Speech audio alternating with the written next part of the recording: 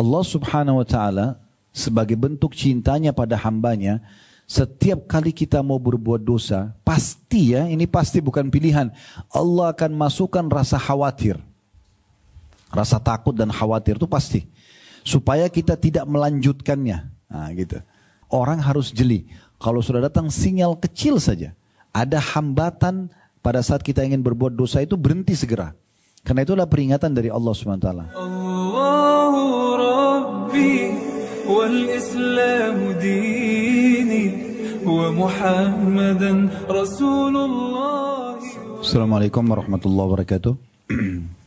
Alhamdulillah, wassalatu wassalamu ala rasulillah. Segala puji dan puja kehadirat Allah subhanahu wa ta'ala, juga salawat dan taslim kepada Nabi besar Muhammad sallallahu alaihi wa ala alihi wa sahbihi wasallam. Kita selalu memuji Allah subhanahu wa ta'ala atas segala nikmat yang dilimpahkan kepada kita, termasuk nikmat Islam dan iman ini, dan juga kesehatan, kesempatan, diantaranya seperti sekarang kita masih bisa menuntut ilmu. Dan semoga Allah ikhlaskan niat kita, menjadikan juga ini sebagai ilmu yang bermanfaat. Dan tidak pernah lupa kita selalu mendoakan, terutama di hari-hari sekarang, teman-teman kita di Gaza, di Palestina. Semoga Allah subhanahu wa ta'ala angkat permasalahan mereka, Allah terima para syuhada mereka, Allah hilangkan rasa ketakutan mereka, dan Allah berikan kemenangan dari musuh-musuh mereka. Serta juga Allah berikan kemerdekaan secara total untuk Palestina secara umum, dan akhirnya bisa menjadi seperti negara-negara Islam yang lainnya. Dan insya Allah setelahnya Masjid Aqsa juga akan terbuka lebih lebar pintunya untuk semua muslim bisa berkunjung ke sana. Allahumma amin. Kesempatan ini insya Allah kita akan lanjutkan bedah buku kita, yaitu Bergegaslah Taubat Sebelum Terlambat. Pada pertemuan yang lalu kita sudah sempat membahas sebuah bab yang mulia, yaitu tentang masalah taubat nasuha. Dan sudah saya jadi titik beratkan kalau taubat ini adalah sebuah tiket VIP ya, buat kita semua. Bagaimana tidak, pada saat seseorang itu melakukan dosa sebanyak apapun dan seberat apapun, selama dia belum meninggal dunia, kemudian dia menggunakan tiket taubat ini, yaitu dia kembali kepada Allah. Taubat artinya kembali. Dia kembali kepada Allah diikuti dengan nasuha, maksudnya tulus. Tidak ada penekanan, tidak ada tekanan ya. Dia murni betul-betul hanya ingin kembali kepada Tuhannya. Maka semua kesalahan dia yang sekian tahun dia kerjakan, seberat apapun itu akan dimaafkan oleh Allah subhanahu wa ta'ala. Dan cukup banyak dalil yang sudah kita bacakan pada pertemuan yang lalu. Mungkin tidak semua saya ulangi, tapi yang jelas hadis Nabi SAW sudah mewakili semua apa yang kita bahas yang lalu. Bagaimana Allah sangat gembira dengan taubat hambanya. Lebih gembira daripada seseorang di antara kita yang pergi ke padang pasir yang tidak bertuan. Kemudian dia membawa seluruh bekal-bekal dia di atas untahnya. Dan pada saat dia istirahat di bawah sebuah pohon, kata Nabi SAW, ini perumpamaannya. Maka tiba-tiba waktu dia bangun, untahnya sama semua perbekalannya hilang di padang pasir yang tidak bertuan tadi. Dia cari ke sana sini, tidak temukan untahnya dan bekalnya. Karena sudah putus asa, dia pun berkata pada dirinya sendiri, saya tidur kembali di bawah pohon yang tadi saya tidur. Semoga saya sudah tidak bangun lagi. Maksudnya meninggal dunia. Nanti pada saat dia tidur dan dia terbangun, dia temukan untanya ada di hadapannya lagi dengan semua bekalnya, sehingga dia bisa melanjutkan roda kehidupan. Bagaimana gembiranya orang itu? Maka kata Nabi SAW, Allah lebih gembira dengan taubat hambanya daripada orang yang menemukan tadi kembali semua bekalnya itu. Jadi Allah berbeda sekali dengan manusia. Mungkin kita kalau interaksi dengan manusia, di saat kita berbuat salah dengan dia misalnya, mungkin dia bisa memaafkan. Sekali dua kali kita buat salah. Tapi kalau sudah lebih dari itu mungkin akan sulit sekali manusia memaafkan. Kalaupun dimaafkan maka tidak akan ada interaksi lagi setelahnya. Kan begitu biasanya ya. Misalnya di perusahaan kita ada orang pernah mencuri atau memanipulasi data. Kalaupun kita diminta untuk memaafkan, mungkin kita maafkan. Tapi tidak mungkin kita terima lagi sebagai pegawai kan gitu. Karena khawatir perusahaan akan terganggu dengan keberadaan orang seperti ini. Itu di alam manusia begitu. Tapi di sisi Allah subhanahu wa ta'ala berbeda. Seberat apapun dosa itu, selama kita mau kembali kepada Allah, meninggalkannya, menyesali, kemudian coba sibuk dengan amal saleh, maka insya Allah Allah akan terima. Allah akan terima. Dan walaupun taubat itu berulang-ulang dilakukan, maka juga akan diterima oleh Allah subhanahu wa ta'ala. Pernah ada seorang sahabat mengatakan, ya Rasulullah, saya berbuat dosa, gitu kan? Saya berbuat dosa. Maka apa yang harus saya lakukan? Kata Nabi SAW, kamu taubat. Lalu orang itu bilang, kalau saya ulangi lagi. Kata Nabi SAW, taubat lagi. Orang itu bilang lagi, kalau saya ulangi lagi. Kata Nabi SAW, taubat lagi. Tuhan kalian tidak akan pernah bosan, Allah SWT, sampai kalian bosan. Allah tidak akan pernah meninggalkan kesempatan atau membiarkan hambanya tidak memiliki kesempatan untuk bertaubat selama dia masih mau bertaubat. Dan ingat, kita harus selalu bersangka baik dengan Tuhan kita Allah Subhanahu wa taala. Ya, karena Allah Subhanahu wa taala selalu memang baik sama kita.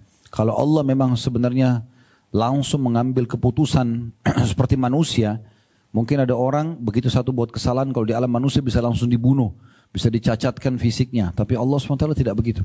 Sekian kali kita buat pelanggaran, masih saja peringatan demi peringatan yang datang. Cobaan demi cobaan agar kita menyadari kesalahan kita tersebut.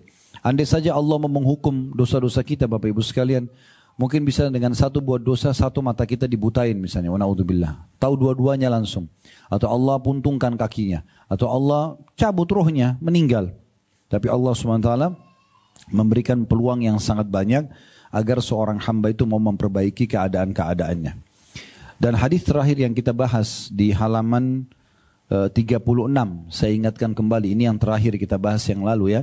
Hadis Qudsi, saya bacakan kembali, kata Nabi SAW bahwasanya Allah Subhanahu wa taala berfirman, "Ya ibna Adam, innaka ma da'awtani wa rajautani ghafartu laka ala ma kana fika wala ubali."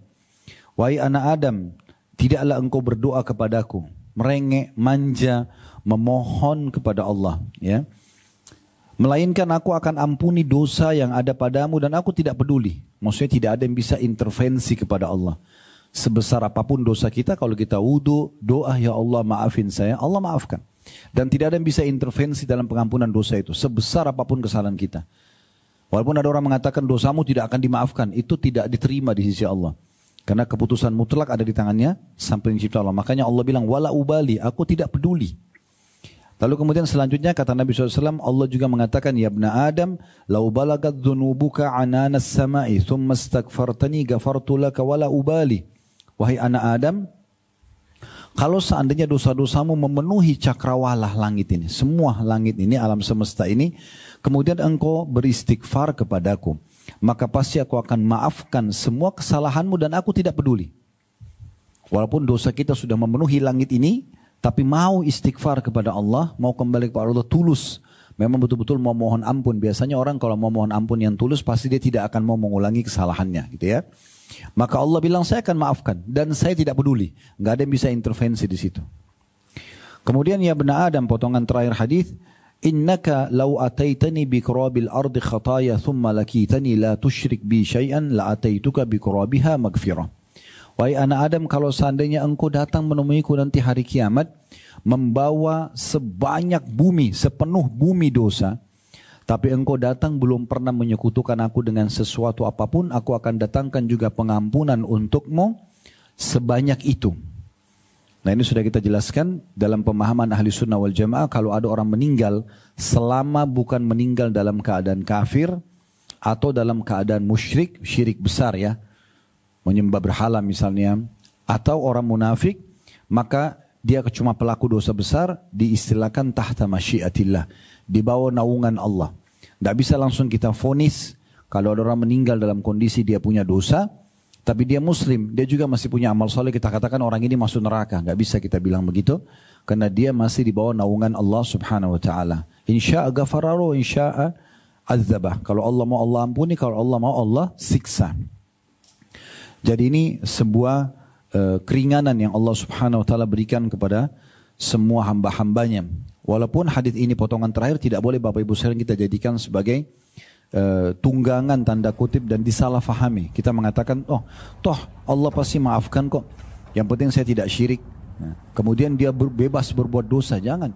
Karena dosa saya sudah bahasakan dia seperti racun. Walaupun kita datangkan segentong susu, ya, tadinya itu susu sehat tapi ditaruh setetes racun sudah cukup merusak susu tersebut.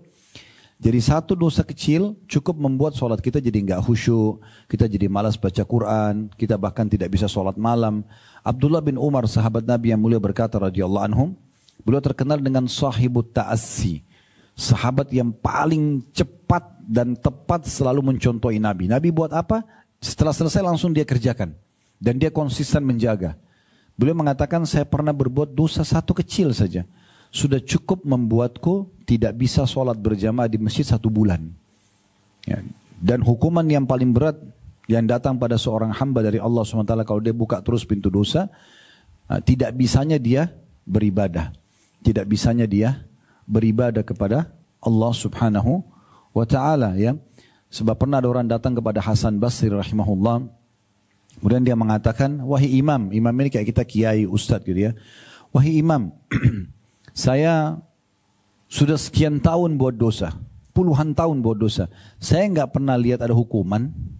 Saya nggak pernah lihat ada hukuman, biasa aja gitu. Maka Hasan Basri mengatakan, kamu keliru.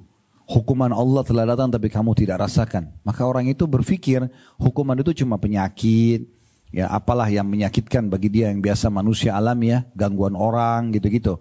Maka kata Hasan Basri, bukankah selama ini kau tidak bisa menjaga sholat 5 waktu tepat waktu? Dia bilang iya. Bukankah selama ini kau tidak bisa sholat malam? Dia bilang iya. Bukankah selama ini kau berat untuk baca Quran? Dia bilang iya. Bukankah selama ini kau sulit sekali untuk berzikir? Iya. Bukankah selama ini kau sulit untuk mengingat akhirat, surga, neraka, kematian? Dia bilang iya. Kata Hasan Basri, itulah hukuman terberat Allah dari dosa-dosamu. Kalau hanya sekedar orang kena penyakit, diganggu orang, ini justru mudah untuk kembali kepada Allah. Karena dia terdorong untuk mencari solusi dari masalahnya. Tapi kalau orang terlalaikan dari ibadah, itu tidak ada solusinya, kecuali dia menyadari sendiri. Maka ini hukuman yang paling berat bagi orang-orang yang justru tidak mau bertobat kepada Allah Subhanahu wa ta'ala. Nah, kesempatan sekarang teman-teman sekalian, kita kedepannya akan membahas beberapa kisah berhubungan dengan kisah orang-orang soleh terdahulu yang bertaubat dari dosa-dosa mereka. Nah, sebelum kita masuk ke kisah-kisah ini, dan kisah pertama kita nanti kisah taubatnya Tha'labah bin Abdurrahman radhiyallahu anhu, kita akan jelaskan dulu. Kisah-kisah ini penting ya. Kisah-kisah itu penting. Asal kisahnya benar. Ya. Allah ceritakan dalam Al-Quran kisah para nabi-nabi kan. Allah kisahkan, ada bahkan namakan surah. Ada surah Hud, ada surah Yusuf, ada surah Ibrahim, ya, ada surah Yunus, ya, ada surah Muhammad alaihi wassalam, dan ada surah yang Allah gabungkan namanya surah Al-Anbiya, surah Al-Qasas, ya. Bahkan Allah namakan khusus nama surah Al-Qasas. Kisah-kisah banyak di dalamnya. Semua ini kisah-kisah yang benar tentang nabi-nabi sebelum kita, orang-orang soleh sebelum kita, bagaimana prosesi hidup mereka, ya, kemudian bagaimana juga akhir dari hidup mereka. Sehingga kita bisa ambil pelajaran daripada kisah-kisah. Contoh misalnya, dan ini pengaruhnya besar sekali pada kejiwaan. Kisah yang masyhur, kisah Nabi Yusuf alaihissalam. Nabi Yusuf karena beberapa saudaranya cemburu melihat ayah mereka, Nabi Yakub, kayak lebih sayang kepada Yusuf, mereka cemburu. Maka cemburu ini membuat saudara-saudaranya ingin mencelakakan Nabi Yusuf. Tadinya mereka sepakat mau bunuh Nabi Yusuf. Muncul begitu syaitan hiasi di diri saudara-saudara yang kena cemburu, kenapa ayahnya lebih sayang kepada Nabi Yusuf, gitu kan? Waktu Yusuf masih kecil. Kemudian setelah itu Nabi Yusuf alaihissalam pun ya, disepakati oleh saudara-saudaranya jangan dibunuh. Lebih baik kita lempar aja, buang dia jauh-jauh supaya dia tidak tinggal lagi bersama kita. Dan di masa dulu tidak kayak kita sekarang mudah transportasi, ada bus, ada kereta api, ada pesawat, ada alat komunikasi. Orang dibuang di Amerika pun masih bisa kontak keluarganya gitu ya. Tapi di masa dulu sudah tidak bisa. Dia kalau ditaruh di satu tempat terus dibawa oleh kafilah orang yang jalan, apalagi bisa transaksi manusia di masa itu, maka dibawa di pasar budak, diperjualbelikan, selesai. Udah menjadi budak di tempat orang, dia susah komunikasi, nggak ada lagi yang tahu di mana keberadaannya gitu. Dia hidup atau dia mati seperti itu. Maka ditaruh Nabi Yusuf di dalam sebuah sumur yang tidak ada orang di sekitar situ. Dengan hikmah Allah SWT, mereka berharap ada yang mengambilnya atau mati di situ dalam sumur. Lalu mereka sengaja rekayasa menyembelih seekor kelinci atau domba kecil, lalu menaruh darahnya di baju Nabi Yusuf. Dan mereka bawa pulang, lalu mereka nangis-nangis. Nabi Yakub merasa ini ada penipuan, tapi mau diapakan lagi, dia juga tidak bisa komunikasi dengan dengan Nabi Yusuf, tidak ada komunikasi, dia tidak tahu ini anak-anaknya sudah taruh di mana, mereka semua nangis-nangis pura-pura bilang Nabi Yusuf dimakan oleh serigala. Ya. Tapi ringkas cerita, dari kisah itu ternyata Allah jadikan sebagai sebuah pelajaran besar, karena apapun yang direkayasa oleh manusia dari kejahatan tidak bisa luput dari kuasa Allah Subhanahu wa taala. Allah ternyata selamatkan Nabi Yusuf, datang sebuah kafilah dagang, kemudian menurunkan timba mereka ke sumur yang kering itu. Mereka kaget pada saat diangkat naik, ternyata ada anak kecil Nabi Yusuf alaihissalam. Lalu dibawalah ke pasar Mesir, dijual, diperjualbelikan di pasar budak dengan harga yang murah. Ya, dengan harga yang murah. Setelah diperjualbelikan, Bapak Ibu sekalian, dengan harga yang murah, ya, dibeli oleh seorang tuan atau pemimpin yang menguasai Mesir. Lalu kemudian Nabi Yusuf tinggallah di istana yang mewah, sampai akhirnya dia tumbuh besar di istana tersebut dalam kondisi terawat dan segala macam lah, pendidikannya, makanannya, pakaiannya dan seterusnya. Dan Allah berikan dia ketampanan, akhirnya majikannya sendiri tertarik dengan dia, terjadilah kisah hampir diajak berzina tapi dia menolak. Sampai akhirnya dia diposisikan sebagai ya, orang terpercaya bagi tuannya, ya, si laki-laki, tuan laki-lakinya, dan kisah panjang dalam surah Yusuf. Kemudian Allah Subhanahu wa taala mempertemukan kembali dengan saudara-saudaranya setelah Allah buat kejadian saudara-saudaranya lagi butuh makanan pokok mereka, gandum, dan itu hanya ada di Mesir pada saat itu dan Nabi Yusuf adalah penguasanya. Maka akhirnya Nabi Yusuf ya bertemu dengan mereka, interaksi sampai akhirnya ketahuan Nabi Yusuf dan Nabi Yakub pun di bawah dari pedalaman mereka menuju ke Mesir, lalu mereka hidup di Mesir. Tapi kisah ini punya pengaruh yang sangat besar karena benar terjadi, dan bagaimana Allah Subhanahu wa taala akan selalu mengawasi hamba-hambanya. Nah, itu pengaruh kisah ya. Tapi kisah ini harus kisah yang benar. Enggak boleh Bapak Ibu merekayasa kisah. Apalagi kisah itu hanya sekedar membuat orang tertawa, cerita bohong ya, atau membuat orang lain senang tapi sebenarnya cerita itu bohong. Ini enggak boleh. Ini hukumnya haram dalam Islam ya. Ini hukumnya haram dalam Islam. Baik, kita akan masuk di antara kisah-kisah. Ini kisah terlalu banyak, ada ribuan kisah orang-orang soleh yang taubat ya. Tapi di antaranya kita lihat bagaimana prosesi taubat seorang tokoh yang kita bahas pada kesempatan ini, namanya Tha'labah bin Abdurrahman radhiyallahu anhu. Ini sahabat Nabi yang mulia. Saya bacakan dulu di halaman 37 ya. Nanti setiap ada kesempatan ditanggapi, kita akan coba menanggapi kisah ini untuk menambah ilmu dan pengalaman kita. Disebutkan oleh Abu Nuaim Ahmad bin Abdullah al-Asbahani dalam kitab Hilya al-Awliya. Ada disebutkan di situ ya, footnote nomor 27 di bawah, di jilid 9 halaman 329.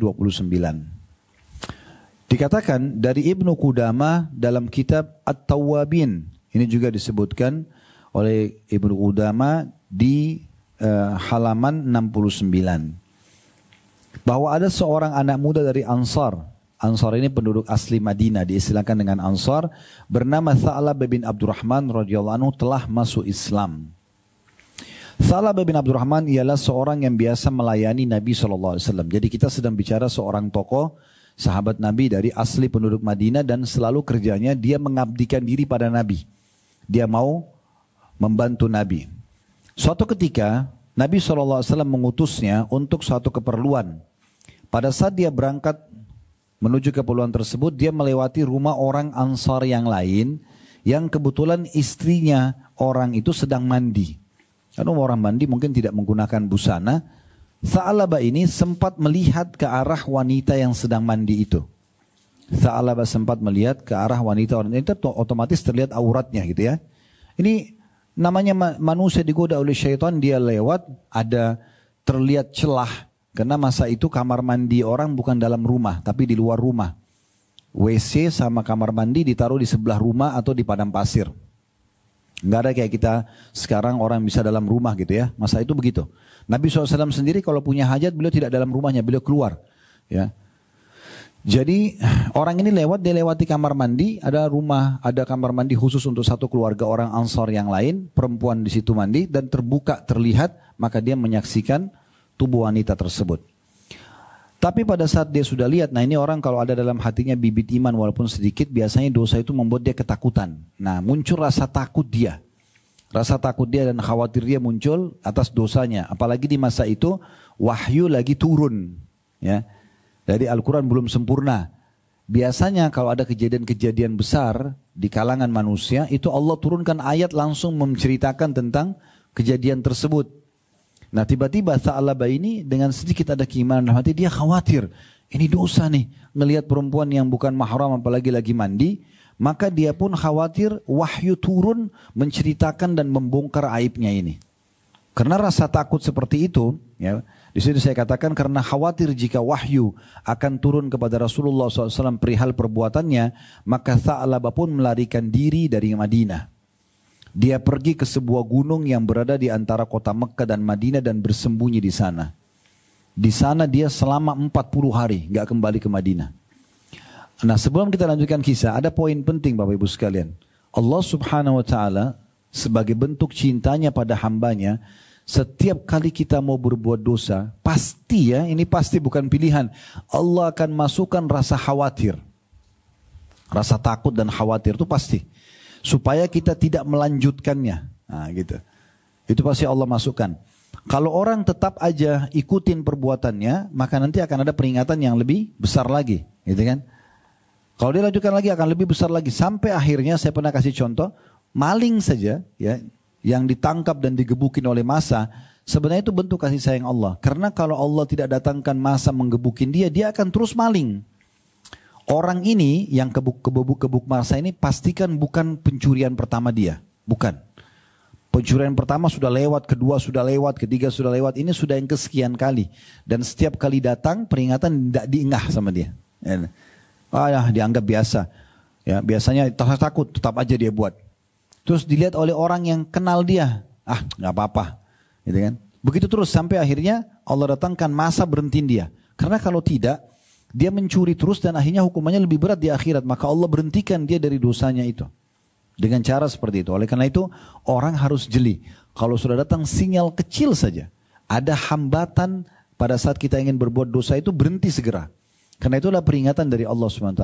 Bahkan yang paling baik segera kembali kepada Allah. Sesali itu jangan ulangi. Nah ini yang terjadi pada tokoh kita ini. Dia lihat perempuan tadi sebenarnya nggak ada yang tahu. Dia sendiri. Perempuan yang sedang dilihat pun lagi mandi nggak tahu kalau sedang dilihat. Tapi dia ikuti bisikan dalam hatinya rasa takut. Jangan sampai Allah hukum dia. Plus lagi Allah permalukan. Karena bisa saja wahyu turun. Kalau wahyu turun berarti bagian daripada ayat Al-Quran. Orang akan baca sampai hari kiamat kisahnya, gitu kan? Jadi ini akan mempermalukan dia. Karena ketakutan, maka dia pun akhirnya melarikan diri dari kota Madinah. Dia merasa menyesal, dia naik ke atas sebuah gunung, tidak ada yang tahu dia di sana kecuali sebagian pengembala domba yang ada di situ. Dia terus sesali setiap hari, dia ikuti rasa penyesalannya, dia tunggangi sebagai kendaraan dan bahan bakar dia untuk terus dekatkan diri kepada Allah. Maka setiap saat dia menyesal terus, gitu kan? Dia selalu ibadah kepada Allah. Selanjutnya di halaman 38, lanjutan kisah, Rasulullah SAW merasa kehilangan dirinya selama 40 hari. Nah ini salah satu tradisi Nabi SAW, Bapak Ibu sekalian, beliau suka sekali mencari tahu tentang sahabat-sahabatnya. Jadi beliau kadang-kadang habis sholat, beliau cari mana si fulan, ditanya kalau tidak hadir. Kalau misalnya nggak ada yang tahu nih, beliau tanya siapa tetangganya. Oh si fulan tetangganya, baik silakan kamu ke rumahnya cari tahu, beritakan kepada kami. Nah kalau dia sakit dijenguk, gitu kan.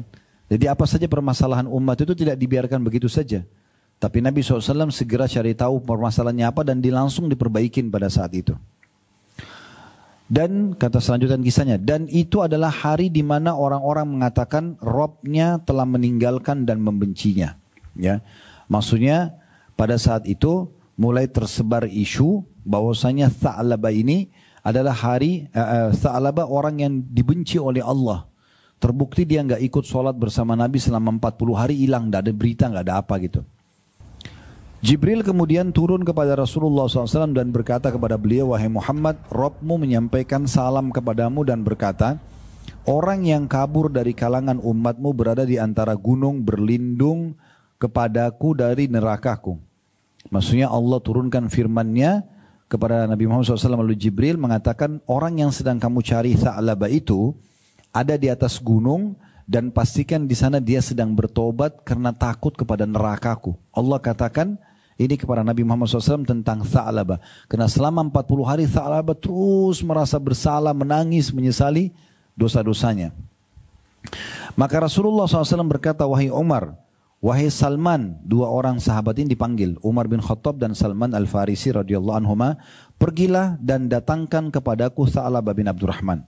Pergi ke gunung itu yang ada wahyu turun, ambil bawa pulang dia ke sini. Maka keduanya keluar di sela-sela kota Madinah hingga seorang pengembala dari kota Madinah bernama Zufafa bertemu dengan mereka. Umar berkata, apakah kamu mengetahui ada seseorang pemuda berada di antara gunung-gunung ini? Zufafa menjawab, mungkin yang kamu maksud orang yang lari dari neraka Jahannam. Jadi ternyata di kalangan orang-orang pengembala domba ini, dia dikenal, Tha'labah tidak dikenal namanya, tapi dikenal orang yang lari dari api neraka. Ya, dapat julukan itu. Maka Umar berkata, bagaimana kau tahu kalau dia lari dari api neraka atau dari neraka Jahannam? Pengembala itu mengatakan, Zufafa berkata, karena apabila tengah malam dia keluar dari gunung-gunung ini dengan meletakkan tangannya di atas kepalanya dan berkata, mengapa engkau wahai Rob tidak cabut saja nyawaku, binasakan tubuhku dan tidak menelanjangiku pada hari penghakiman. Ya, maksudnya tiap malam Tha'labah mengucapin ini, ya kata-katanya. Dia bilang kepada Tuhannya, karena takutnya Allah hukum, ya Allah kenapa kau tidak cabut saja nyawaku? Karena aku kalau tidak selalu menyesal begini nih, ketakutan sendiri. Binasakan tubuhku, maksudnya masuk ke dalam kuburan selesai. Dan tidak menelanjangiku, dan dengan itu engkau tidak membuka aibku ini pada hari kiamat nanti di depan makhluk. Umar berkata, dia yang kami inginkan. Benar, yang kamu bilang itu yang kami inginkan. Maka Zufafa kemudian mengantarkan mereka ke gua atau celah dua gunung yang ada Tha'labah.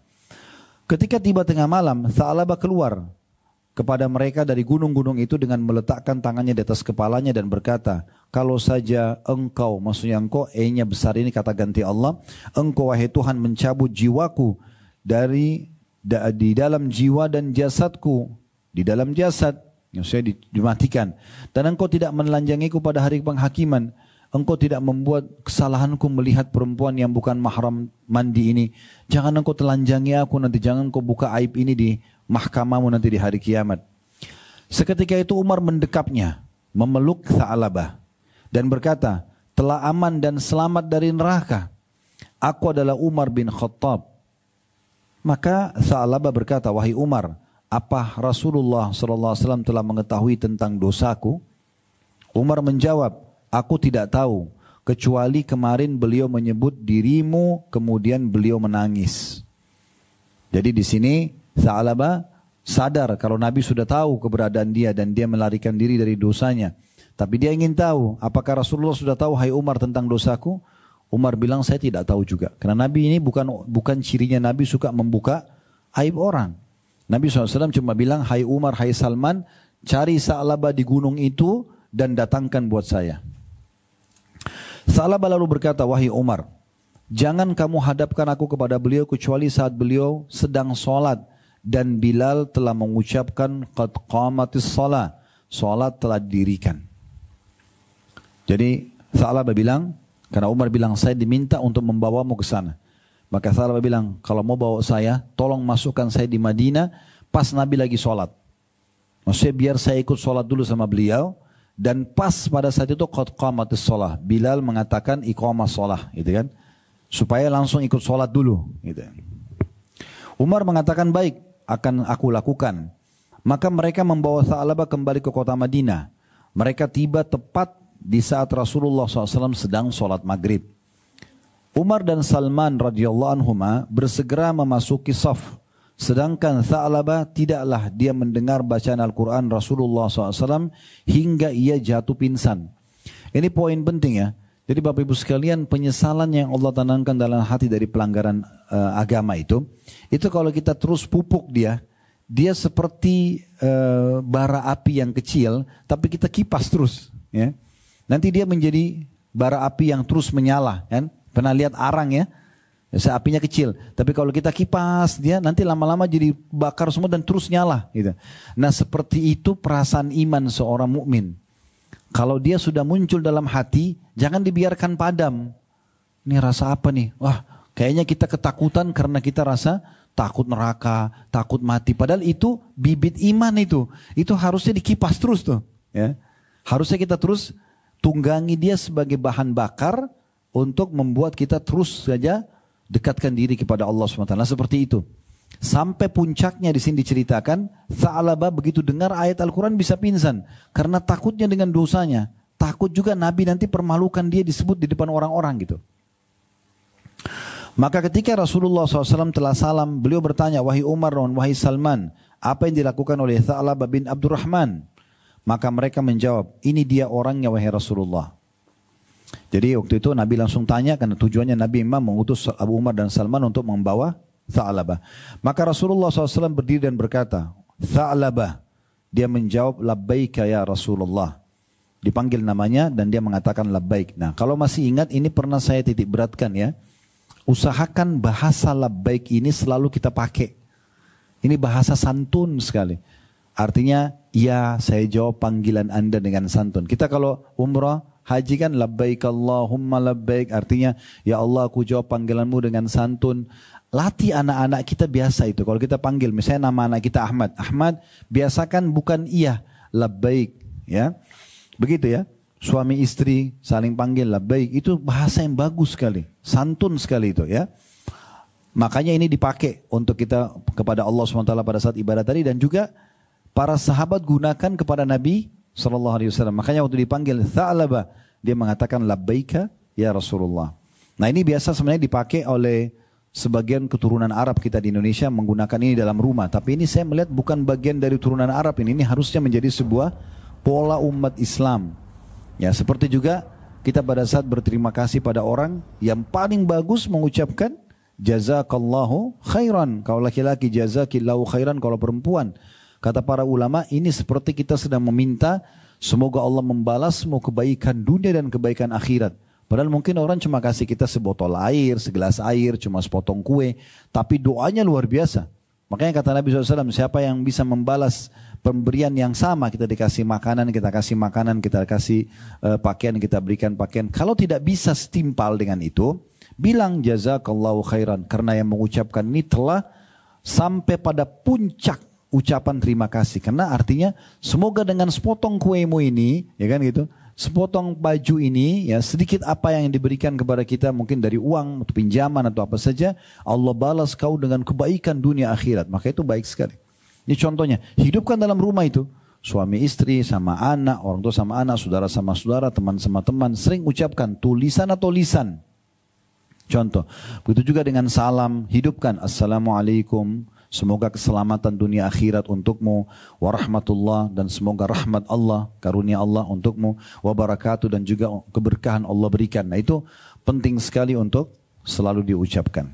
Baik, di sini dia mengatakan labbaika ya Rasulullah, artinya aku jawab dengan santun ya panggilan Anda ini. Maka beliau melihat ke arahnya dan bertanya, apa yang membuatmu pergi dariku? Nah bahasa ini penting ya. Bapak Ibu kalau sudah ada orang yang dekat dengan kita, misalnya anak, misalnya pasangan hidup, atau ada sahabat dekat, tidak ada salahnya kalau sudah 2-3 hari nggak ada beritanya, tanya kabarnya. Jangan cuek gitu ya. Ini salah satu sunnah Nabi SAW. Beliau bahkan setiap habis sholat selalu balik. Dan dia sudah hafal sahabat-sahabatnya. Nabi bisa tahu, mana si fulan kok nggak hadir? Nah biasa begitu. Pertanyaan ini akan memunculkan bentuk kepedulian khusus pada orang tersebut yang nanti membuat kedekatan kita makin terjalin dan lebih memudahkan untuk memberikan masukan-masukan positif. Di sini kita bicara hubungan yang baik ya. Jangan ditarik ini ke pacaran. Ya. Oh berarti kalau sama pacar saya juga harus begitu? Enggak. Suami istri, anak, saudara, teman sesama jenis gitu kan. Ini kita untuk menjalin hubungan yang baik. Karena cueknya dan komunikasi yang dingin ini membuat akhirnya hubungan jadi dingin juga. Kan gitu. Tapi kalau kita biasa menanyakan kabar, menanyakan apa keperluan, hadirlah dalam kehidupan orang tersebut, maka itu akan memudahkan kita mendapatkan banyak sekali hal-hal positif dari dia. Respon positif, penerimaan masukan dan segala macam. Maka Tha'labah menjawab pada saat ditanya oleh Nabi SAW, apa yang membuatmu pergi dariku? Nah ini kan Nabi yang bilang, bayangkan kita kalau di posisi Tha'labah, kemudian Nabi bilang, kamu kemana saja dari aku ini, kenapa nggak ada berapa hari beritanya? Kan kita kayak, Nabi perlu sama saya ya, nah gitu ya. Maka dia mengatakan, dosaku wahai Rasulullah. Jadi murni hanya dosa, aku takut nih, dosa. Maukah aku beritahukan kepadamu tentang ayat yang dapat menggugurkan dosa dan kesalahan? Nah, ini sebuah adab lain Bapak Ibu sekalian. Salah satu hal yang penting, kalau ada teman kita atau siapa saja pasangan kita, anak-anak mengatakan, saya sudah buat dosa. Kalau dia nggak ceritain, nggak usah tanya. Ya, nggak usah kepo nih, kamu dosa apa sih? Coba ceritain. Nggak usah. Gitu kan? Yaudah, dia kalau memang nggak ceritain, saya ada dosa nih. Yaudah, Allah bukain pintu tobat kok, tobat aja. Selesai. Gitu aja. Langsung ke solusinya. Ya.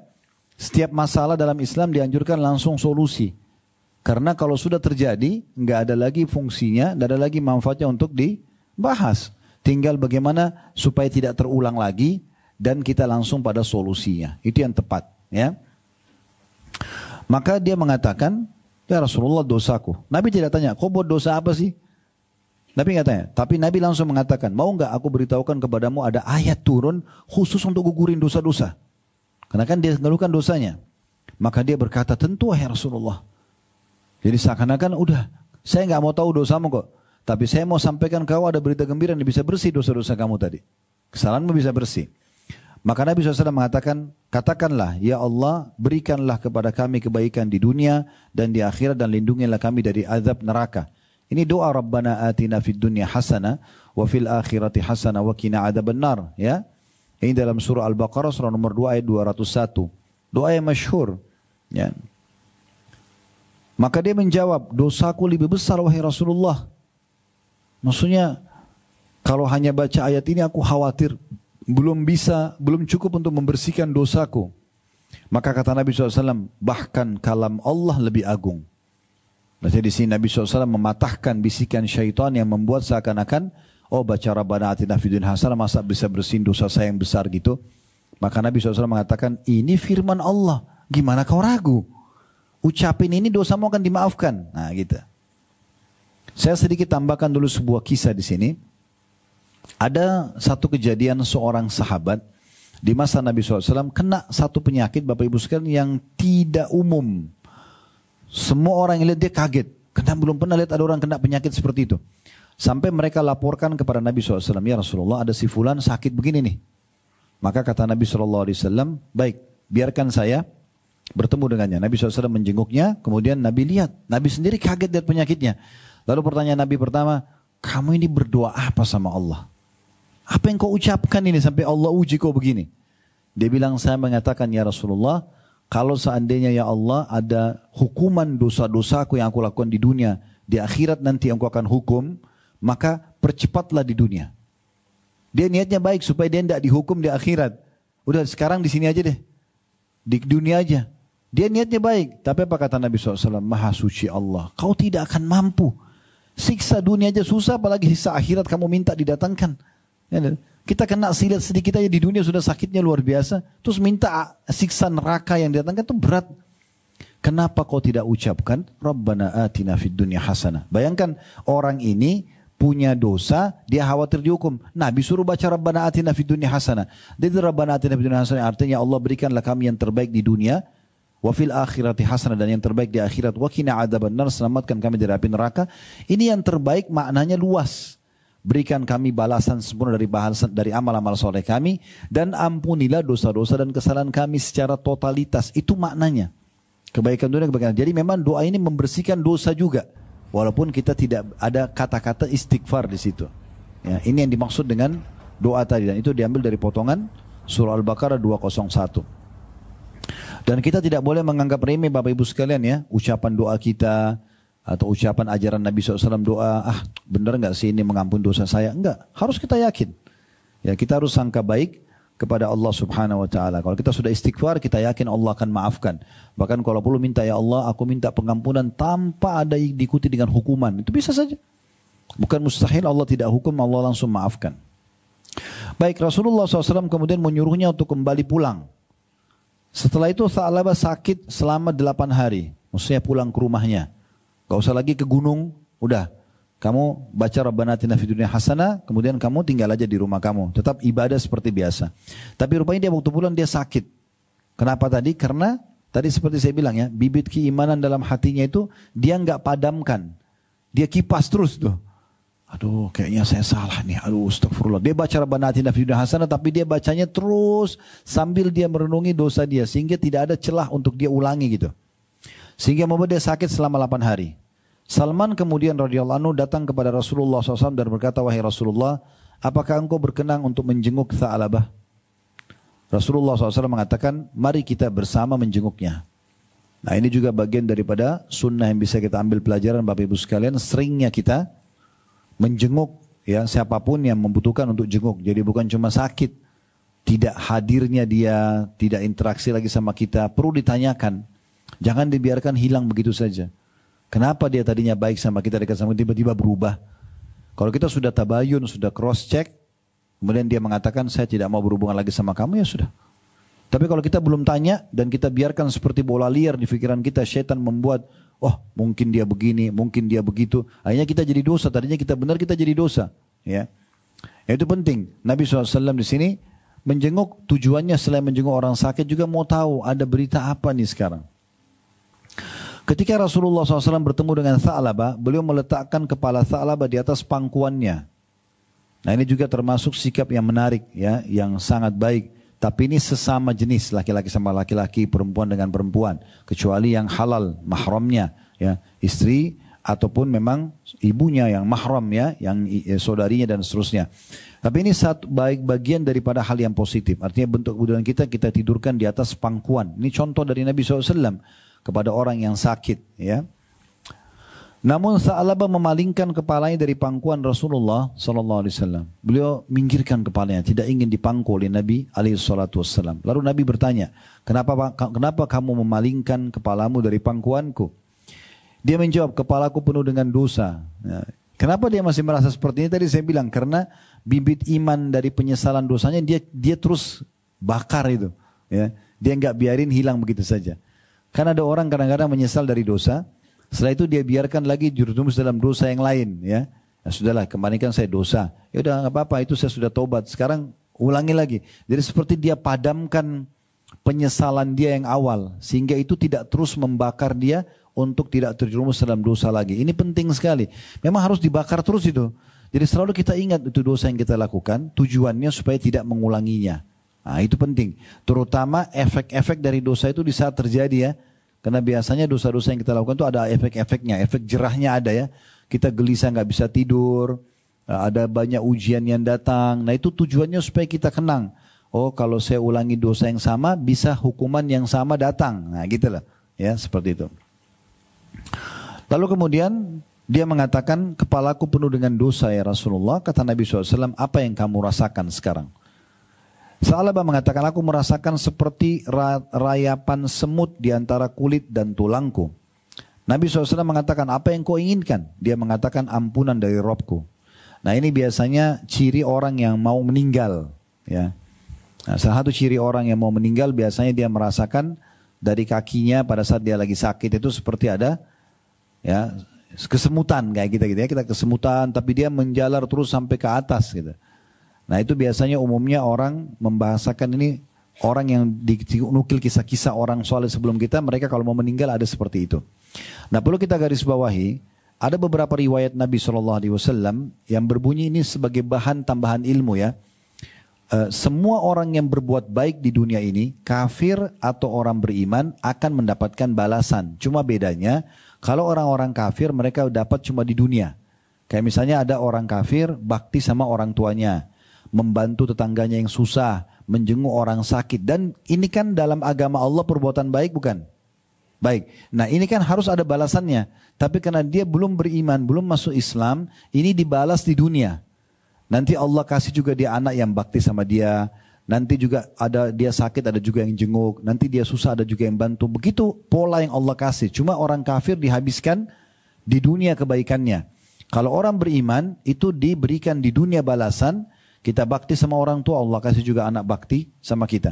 Kita bantu orang susah hari ini, besok kita susah dibantu. Hari ini kita jenguk orang sakit, besok kita dijenguk pada saat sakit. Cuma tambahannya orang beriman, dia dapat lagi balasan di akhirat. Jadi dia dapat dua tempat ini, ya, balasan seperti itu, ya. Nah, khusus itu kalau kebaikan. Kalau dosa-dosa, orang-orang kafir, kalau selama mereka masih dalam keadaan, Allah biarkan dosanya. Karena akan ditumpukan nanti hukumannya di akhirat. Kalau orang beriman, Allah subhanahu wa ta'ala habiskan dosanya di dunia.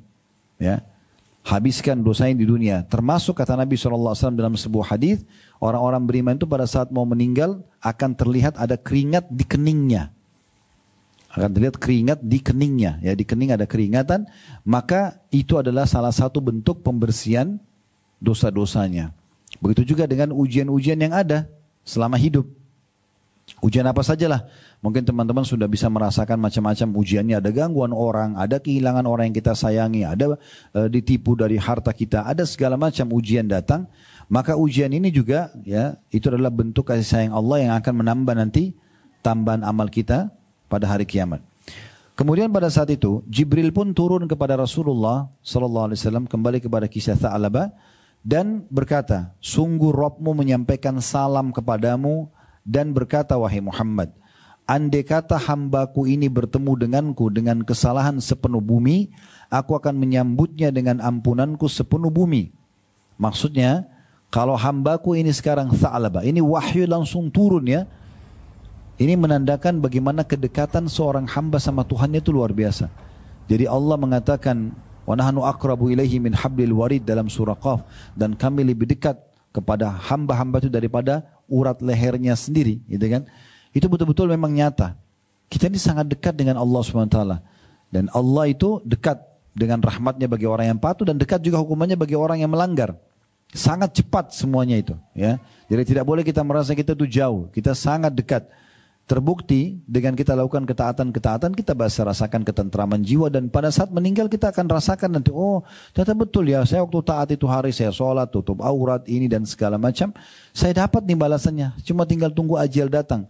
Makanya kata Nabi SAW surga seseorang di antara kalian lebih dekat daripada tali sendalnya sendiri. Jadi kita tuh dengan amal soleh jujur, amanah, sedekah, bakti sama orang tua, apalah majelis ilmu, zikir, berdoa, haji, umrah semua, meninggal masuk surga. Di dunia kita dapat ketentraman dengan ibadah-ibadah itu, dapat balasan-balasan rezeki juga, di akhirat dapat yang terbaik. Nah seperti itu. Jadi memang sudah ada kedekatannya. Begitu juga orang yang berbuat dosa, sangat dekat dengan Tuhannya tapi dari sisi hukuman. Orang-orang yang berbuat pelanggaran. Jadi tidak bisa dia menganggap dirinya oh tidak akan dihukum sama Allah. Allah akan datangkan hukuman dan susahnya hukuman itu lebih berat daripada perbuatan seseorang. Misal dia mungkin cuma berzina sekali, tapi bisa saja hukumannya 6 hari. Padahal cuma sehari misalnya dia berbuat. Atau dia buat satu perbuatan, dia gosipin orang, mungkin cuma satu kisah.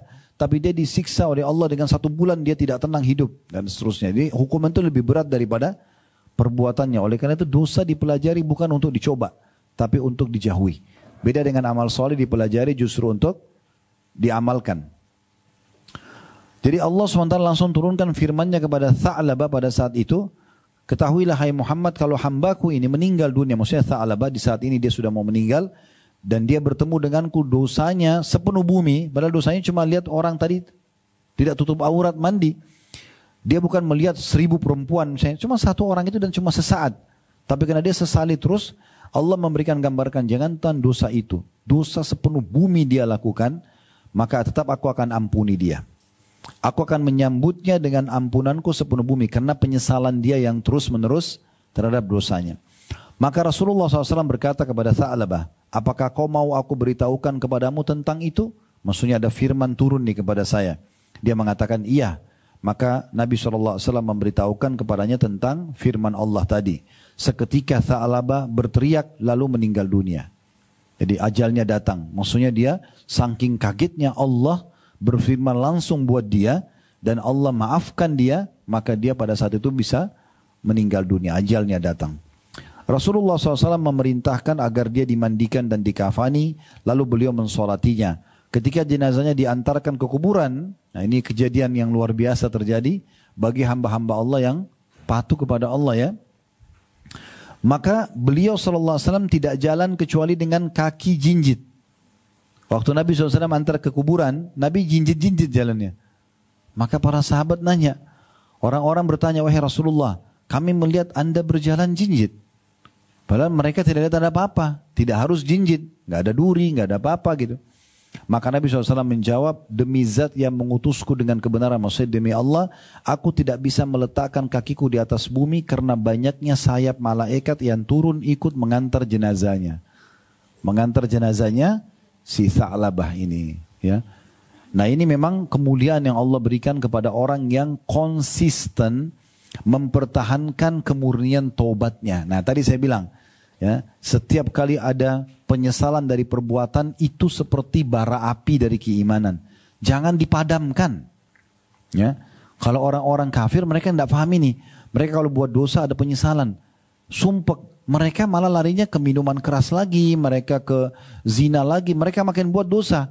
Maka makin jauh dari itu. Redam semuanya rasa penyesalan itu. Dia pikir dengan hiburan seperti inilah dia justru bisa terobati. Padahal sebenarnya keliru. Justru itu adalah bibit keimanan di mana dia kalau gunakan untuk kembali kepada Allah Subhanahu wa taala itu adalah satu hal yang luar biasa dan kita harus selalu ya menjadikan sebagai pegangan hidup kita. Jadi apapun yang pernah Bapak Ibu rasakan dari peringatan kena dosa yang kita lakukan, itu jangan dilupakan kenangan itu. Syaitan biasa membuat kita menghapus itu dari pikiran kita. Enggak, kita selalu ingat di saat kita lagi sumpek banget di saat itu karena ada ujian yang datang, karena dosa-dosa yang kita lakukan, apapun yang kita rasakan detik-detik yang sulit sekali kita lalui, kepala kita sakit, kita sumpek gak bisa berpikir, keluar rumah pun malas, entar sama orang gak bisa. Semua itu adalah hal yang harus kita ingat terus supaya jangan kita mengulangi dosa yang sama karena kita tahu akan datang hukuman yang sama bahkan bisa lebih berat. Nah kalau ini kita bisa jaga konsisten maka otomatis kita akan sibuk beramal soleh. Kita juga akan menjauhi dosa-dosa. Ya. Orang yang diberikan oleh Allah Subhanahu Wa Taala perasaan khawatir ya dengan kematian, nanti Allah hukum nih kalau mati. Maka Allah akan berikan dia yang pertama, ya segera bertaubat. Allah akan berikan dia ini nikmat yang besar. Yang selanjutnya dia akan sibuk dengan amal soleh. Yang ketiga, dia akan selalu merasa cukup dengan apa yang Allah berikan. Dia tidak akan tamak dengan apa yang di tangan orang lain. Karena dia tahu dia akan meninggal dunia. Sekarang saya kasih contoh. Kalau seandainya Bapak Ibu sekalian, ada seseorang di antara kita sudah diranjang kematian. Dia sudah sakit, sesak nafas gitu. Misal, kemudian ada orang yang datang kepada kita mengatakan, Bu, itu tetangga fulanah itu sedang menggosipin Anda. Misal, atau memfitnah Anda. Kita sudah tahu nih, kita sudah ngos-ngosan, mungkin kita sudah akan meninggal. Kira-kira kita masih mau layani? Hah? Ada si fulan itu mengajak berantem, ada si fulan, bahkan mungkin ada yang mencuri harta Anda. Kita udah nggak pusing lagi. Bagi kita pada saat itu adalah, ini kalau malaikat mau datang sekarang saya mati, ini amalan apa nih yang saya belum kerjakan atau dosa apa yang belum saya tobat. Itu pikiran kita pada saat itu. Benar gak ini? Nah ini yang harus kita jadikan sebagai pegangan. Ya, Bapak Ibu sekalian, kalau kita ini tidak harus tunggu keadaan kita susah bernafas kemudian baru kita mau berpikir. Karena setiap saat bisa datang kematian itu. Dan akhirnya kita menyesali nanti. Ya. Jadi jangan tunggu penyesalan datang di akhir-akhir. Apalagi kalau kita menyesal setelah ruh dicabut. Sampai tidak ada manfaatnya. Sekarang mumpung masih ada kesempatan gitu kan. Dan juga saya tutup ya, kisah kita yang pertama ini. Dengan Bapak Ibu sekalian. Kalau Allah Subhanahu Wa Taala memberikan kesempatan kita untuk mengisi umur dengan amal soleh. Itu kebaikan. Tidak usah merasa minder dengan kita hijrah. Atau kita menjadi wanita soleha. Atau laki-laki yang soleh. Sebagian orang kadang-kadang ada yang minder. Dia minder mungkin dengan jilbabnya, dia minder mungkin dengan apalah yang merupakan ciri khas dia sebagai muslim atau muslimah. Kenapa harus minder? Karena dibilang dia orang baik? Enggak. Ya enggak apa-apa kita terbentuk komunitas baru, komunitas yang baik-baik. Kenapa? Kalau memang kita sudah hijrah. Kenapa harus merasa terbebani dengan itu? Tetap kita bisa kenal semua orang, tapi komunitas kita memang akan komunitas baru kalau kita sudah hijrah. Menjadi orang-orang yang menyelamatkan sisa umur kita ini baik sekali. Ingat statement yang terjadi, Hasan Basri rahimahullah pernah kedatangan orang umurnya 60 tahun. Kata Hasan Basri kepada orang itu, berapa umur anda? Dia bilang 60 tahun. Kata Hasan Basri rahimahullah, kalau begitu anda sudah 60 tahun jalan menuju Tuhan anda. Dan sebentar lagi akan sampai.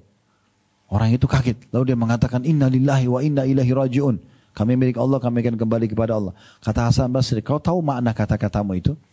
Dia bilang, iya. Kata Hasan Basri, berarti kau tahu kau akan kembali dengan Tuhanmu. Dan orang yang mau kembali ke Tuhannya, wa inna ilaihi raji'un, kami akan kembali kepada Tuhan kami. Berarti dia harus tahu dia akan dihisab sama Allah atas perbuatannya. Kalau baik dia akan dapat balasan, kalau buruk dia akan dapat hukumannya. Maka orang itu mengatakan, kalau gitu apa solusinya? Saya ingin solusi, umur saya sudah 60 tahun. Maka kata Hasan Basri, perbaiki sisa umurmu yang Allah kasih ini. Taubat dari dosa, sibuk amal soleh, hijrah total. Udah selesai jadi orang baik. Ya. Maka Allah akan maafkan masa lalumu dan memberikan balasan masa depanmu. Tapi kalau kau tetap dalam dosa-dosamu, masih juga kau ulangi dosa ini, setelah datang peringatan dan penyesalan seperti ini, maka Allah akan hukum kau dengan masa lalumu dan akan datang. Oleh karena itu teman-teman sekalian, kita harus sadar. Poin penting juga, pengajian seperti ini Bapak Ibu sekalian. Saya tinggalkan keluarga saya, pekerjaan saya. Ibu dan Bapak juga mungkin tinggalkan rumah, tinggalkan pekerjaan, duduk di sini. Ini bukan ngerame-ramein majelis aja nih, ya. Ini sayang sekali kalau cuma sekedar seremoni, testimoni, ini sayang. Ini kata-kata saya nggak pernah susun sebelumnya Bapak Ibu sekalian. Keluar begitu saja, saya pun juga merasa ini peringatan dari Allah buat saya dan Bapak Ibu sekalian. Jadi kita jadikan ini sebagai peringatan dari Allah. Tidak usah lihat siapa yang menyampaikan, tapi apa yang disampaikan. Kalau itu benar, kita terima dan jadikan sebagai pegangan hidup. Beruntunglah orang yang seperti itu. Kalau cuma datang pengajian, bagus ya. Oh tadi begini ya, oh rame-rame, tadi makanannya enak, tadi minumannya enak, tadi tuan rumahnya ramah, itu cuma basa-basi. Yang penting sekarang apa yang kita ambil manfaatnya dan bisa membuat kita berubah. Majelis ilmu itu yang benar pasti akan membuat kita setelah bubar berubah, itu pasti. Nah ini seperti tadi saya bilang bara api itu, jangan bubar dari sini kita nggak kipas tuh. Dipadamin, siram air, udahlah tadi pengajiannya pengajian, sekarang saatnya jadi neraka, tadi kan surga, ini kan aneh ini ya. Enggak, kenapa kalau tahu majelis ilmu dengar ceramah begini tersentuh secara keimanan, kenapa enggak di mobil nanti sebentar dengerin lagi ceramah? Kalau syaitan bisikin tadi kan sudah dengar ceramah, enggak apa-apa dengar lagi. Ilmu enggak ada ruginya kok. Nambah lagi, dicas lagi, kayak dikipas lagi tadi. Oh iya ada riwayat lain, oh iya ada kisah yang lain gitu kan. Itu makin membuat kita akhirnya seperti Tha'labah tadi, kita merasa terus terbakar dan selalu ingin semangat ibadah kepada Allah Subhanahu wa taala. Ini penting sekali ya untuk kita jadikan sebagai pegangan ya. Bapak Ibu sekalian perlu garis bawahi. Ahli neraka nanti, naudzubillah, di hari kiamat mereka masuk neraka dalam kondisi mengakui keadilannya Allah. Mereka yakin memang mereka pantas masuk neraka. Kenapa? Karena Allah tidak pernah menyuruh mereka berbuat dosa. Dan pada saat mereka buat dosa, murni pilihan mereka sendiri. Plus Allah masih kasih peringatan-peringatan agar mereka berhenti. Ada yang ingatkan dengan lisan temannya, lisan pasangannya, lisan anaknya, lingkungan mengingatkan dia. Mungkin ditangkap bahkan masuk penjara. Apa? Peringatan cukup banyak. Tapi dia nggak mau sadar gitu. Maka mereka masuk neraka dalam kondisi mengakui keadilan Allah kalau mereka pantas masuk ke neraka itu.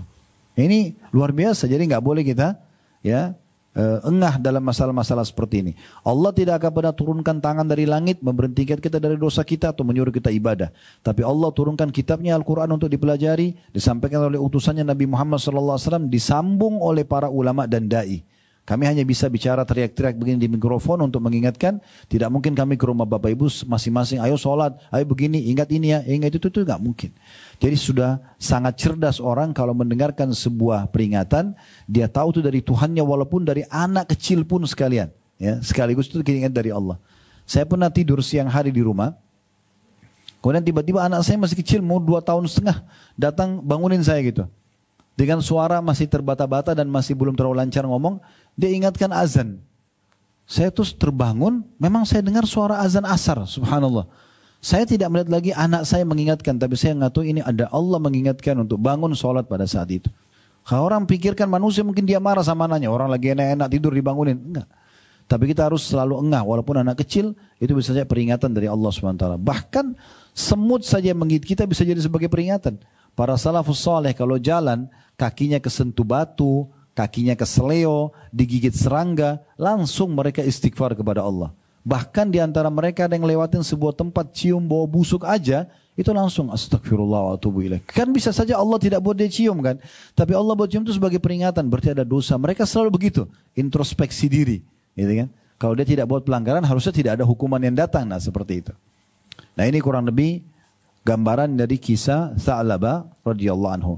Kita simpulkan Bapak Ibu sekalian sebagai penutup tentang masalah pelajaran yang bisa diambil dari kisah Tha'labah ya radhiyallahu anhu. Yang pertama, pentingnya seseorang itu selalu berhati-hati dari perbuatan dosa. Ya, walaupun ada kesempatan dan peluangnya, jangan dia lakukan semaksimal mungkin. Karena setiap orang di antara kita pasti punya peluang untuk buat dosa, tapi dia tolak. Di sini butuh kesabaran. Ini pelajaran pertama. Ya, karena sabar itu dalam 3 hal. Sabar dalam mengerjakan ketaatan, kayak kita bangun sholat malam, kita puasa, kita sedekah. Ini butuh kesabaran. Yang kedua, sabar dalam meninggalkan dosa. Setiap orang kita punya kesempatan zina, bohong, riba, segala macam. Tapi di saat ada peluang datang, bukan diraih, disabari, tinggalkan, jauhi, jangan dilakukan, tolak. Ya, karena Allah SWT. Dan yang ketiga, sabar atas ujian harian. Ini yang pertama. Jadi jangan sengaja menjerumuskan diri dalam dosa. Itu yang pertama. Yang kedua, kalau sudah terlanjur berbuat dosa, jangan menunda untuk segera kembali kepada Allah Subhanahu Wa Taala. Bagaimana Tha'labah? Setelah melihat dia merasa menyesal, dia bukan mengulangi dosa itu. Tapi dia justru merasa menyesal, dia pergi ke gunung selama 40 hari, dia menyendiri, dia menyesali perbuatannya, dia mohon kepada Tuhannya agar dimaafkan, jangan dipermalukan. Sampai Allah turunkan firman-Nya untuk melindungi Tha'labah dan memastikan dia telah diampuni dosa-dosanya. Yang ketiga yang bisa diambil pelajaran adalah, tentu itu jangan berbuat dosa tadi ya. Kalau sudah berbuat dosa segera bertaubat. Yang ketiga kita harus menyadari bahwasanya rahmat Allah Subhanahu Wa Taala luas. Jadi jangan bersangka buruk sama Allah, sebesar apapun dosa jangan putus asa. Selalu kita yakin Allah Subhanahu Wa Taala akan memaafkan dosa-dosa kita. Yang keempat, pentingnya seseorang mempertahankan perasaan iman yang muncul atau bibit iman di saat muncul ya. Kalau saat seseorang mau melakukan dosa atau telah melakukan perbuatan dosa, itu ada bibit-bibit keimanan. Atau dia sedang melakukan ketaatan, kayak sedang sholat malam, merasakan kenikmatan, sedang haji dan umroh, majelis ilmu, apa saja itu ada kenikmatannya. Itu dipertahankan. Tadi saya ibaratkan seperti bara yang harus kita selalu kipas ya, supaya dia menyala terus dan kita selalu semangat menjaga ketaatan-ketaatan dan menjauhi dosa-dosa. Kemudian pelajaran yang terakhir yang bisa kita ambil adalah bahwasanya pentingnya seseorang itu ya, menyesali kesalahannya dan bagaimana seorang muslim yang tahu kesalahan saudaranya agar dia menutupinya. Dia menutupinya, dia tidak boleh membuka dan mengekspos dosa itu. Jadi dia cukup mengingatkan, ya, kemudian setelah itu dia menutupi kesalahan. Jangan kita buka. Jadi ini keadaannya perlu saya rincikan ya. Kalau misalnya ada seseorang yang melakukan perbuatan dosa dia sendiri, dia cerita sama kita misalnya, saya tadi buat ini, saya buat itu misalnya. Maka kita sampaikan kepada dia, tobat kepada Allah. Allah itu maha luas rahmatnya, tobat aja. Kemudian kita tutupin, tidak boleh kita cerita. Jangan kita bilang, oh tahu nggak tadi teman saya si Fulan itu cerita loh, tapi kamu jangan cerita sama orang ya. Nah, terus menyebar lagi, itu nggak perlu. Nggak perlu dibuka, jadi cukup. Nah, keadaan yang lain yang boleh kita membuka itu kalau ada seseorang dia mau melakukan satu perbuatan kriminal yang berbahaya buat orang lain. Kayak dia mau mencuri, dia mau membunuh, dia mau memerkosa. Dia cerita sama kita. Kita nasihatin, jangan loh itu dosa. Saya nggak mau tahu, pokoknya nanti malam saya habis isya sudah mau eksekusi. Saya mau membunuh, saya mau memerkosa. Ini nggak boleh kita diam. Ini harus kita berhentikan perbuatan mungkarnya. Laporan kepada pihak bermena misalnya, atau laporkan kepada korban atau calon korbannya supaya jangan sampai terjerumus dalam kesalahan tersebut. Allahu a'lam. Ini pelajaran yang bisa kita ambil insyaallah. Kedepannya kita akan lanjutkan di kisah yang kedua, kisah tentang Ka'ab bin Malik dan kedua temannya tentang taubat mereka pada saat tidak ikut di dalam perang Tabuk. Subhanakallahumma bihamdika asyhadu an la ilaha illa anta astaghfiruka wa atubu ilaik. Wassalamualaikum warahmatullahi wabarakatuh.